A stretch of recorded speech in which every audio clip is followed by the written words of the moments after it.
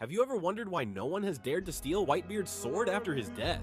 His legendary weapon was left at his grave, and not only is it one of the 12 supreme grade blades, but it is also ranked as the third most powerful among them. This is a sword that could make someone unimaginably wealthy, or even turn them into one of the strongest fighters in the world if wielded correctly. Yet despite its value, no one has attempted to take it. Strange, right? There are likely three main reasons for this. The first reason is that no one actually knows where Whitebeard's grave is. Shanks ensured that both Whitebeard and Ace were buried in a hidden location, and he has kept it a well-guarded secret.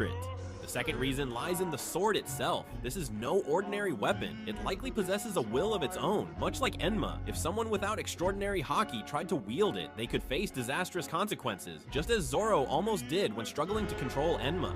The third, and perhaps most compelling reason, is that Shanks didn't leave the grave unprotected. He placed his flag there, claiming the area as his territory. And let's be honest, no one in their right mind would pick a fight with Shanks and his crew, unless their name happens to be Kid or Bartolomeo. Do you have any idea who would come to Luffy's rescue if he were captured? It would surely be a monumental mistake, beyond the Straw Hat crew, who would never let anything happen to their captain, the red-haired pirates, and even Shanks himself would unquestionably step in to save him. But that's just the start. Luffy commands a huge fleet made up of powerful captains like Bartolomeo, Cavendish, and others, each leading their own crews. Altogether, they number over 5,640 individuals, all willing to fight for him.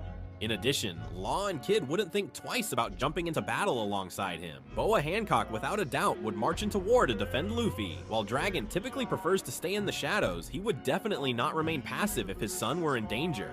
Sabo would also dive straight into the fray, as he would never let another brother perish, and Ivankov would join him. Marco, with his bond to Ace, would also be among those fighting for the rescue.